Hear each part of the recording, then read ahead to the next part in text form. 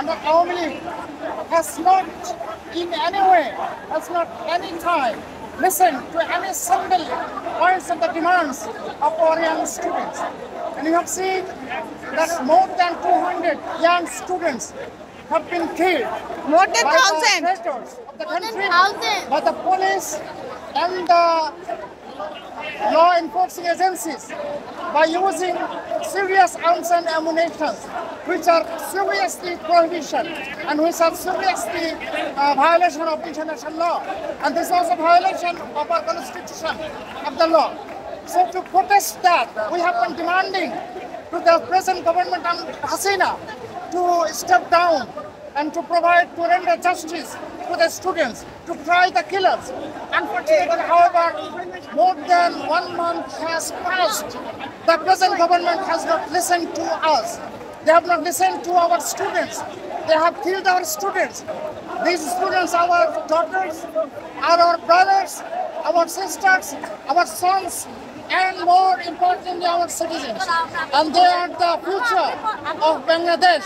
So they are the hope and the expectation of Bangladesh. So we now clearly demand that Prime Minister Sheikh Hasina should step down.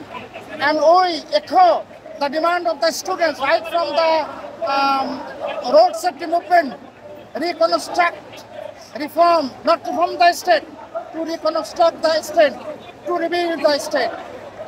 So this time, I guess I strongly recommend our Prime Minister Sheikh Hasina along with her government to step down as soon as possible.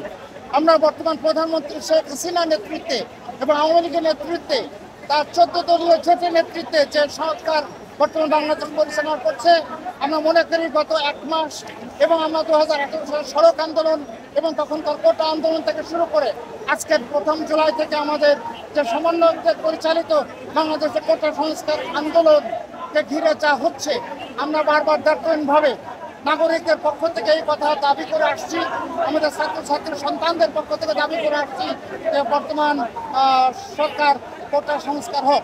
কিন্তু কোটা সংস্কার করা তো দূরের কথা, তারা আমাদের ছাত্র, আমাদের সন্তানদের উপরে নির্বিচারে গুলি করেছে, আমাদের সংবিধান পরিপন্থী, আন্তর্জাতিক আইন পরিপন্থী। কাজে এই হত্যা শুধু বাংলাদেশের কনস্টিটিউশনের সংবিধানের লঙ্ঘন নয়, এই হত্যা আন্তর্জাতিক আইনের লঙ্ঘন। কাজেই বর্তমান সরকারকে যত তাড়াতাড়ি সম্ভব প্রাইম মিনিস্টার শেখ হাসিনাকে তার মন্ত্রিপরিষদ সহ তাদেরকে স্টেপ ডাউন করতে হবে, পদত্যাগ না, তাদেরকে ক্ষমতা ছেড়ে দিতে হবে। তারপর আমরা সুশীল সমাজ, বাংলাদেশের আপামর জনগণ এবং আজকে তো দেশের সংস্কারের ভার আমাদের উপরে নয়, রবীন্দ্রের উপরে নয়, আমরা শিখেছি আমাদের সন্তানদের কাছ থেকে, আমাদের সন্তানদের পরামর্শ। এবং আমি মনে করি তারা দুর্নীতি দ্বারা এখনো তারা রোগগ্রস্ত হয় নাই। আমরা দুর্নীতিবাজ, আমরা প্রবীণরা দুর্নীতিবাজ। আচ্ছা, দুর্নীতিমুক্ত বাংলাদেশ করতে, শোষণবিহীন বাংলাদেশ করতে, যার উপরে আমাদের মহান মুক্তিযুদ্ধ হয়েছিল, আমাদের দরকার আমাদের সন্তানদের স্বপ্নকে লালন করা। আমি একটা জিনিস সতর্ক করবো এই মুহূর্তে আপনাদের মিডিয়ার মাধ্যমে, আমি পুরো জাতি এবং আমাদের জনগণ, শিশু সমাজ এবং বিশ্ব বিবেককে অনুরোধ করতে চাই যেন কোনোভাবেই এই আন্দোলনের ফসল ভুলভাবে পরিচালিত না হয়। এই মুহূর্তে দরকার আমাদের জাতীয় একতা। আমি আজকে কোনো রাজনৈতিক কথা বলতে চাইনি, আমরা সবাই কোনো রাজনৈতিক দলে বিশ্বাস করি বা রাজনৈতিক দলে বিলং করি। আমি একটি রাজনৈতিক দলে বিশ্বাস করি, রাজনৈতিক দলে বিলং করি, কিন্তু আজকে আমরা এখানে এসেছি কোনো রাজনৈতিক দলের পক্ষ থেকে না। We came here on behalf of the nation, on behalf of every and each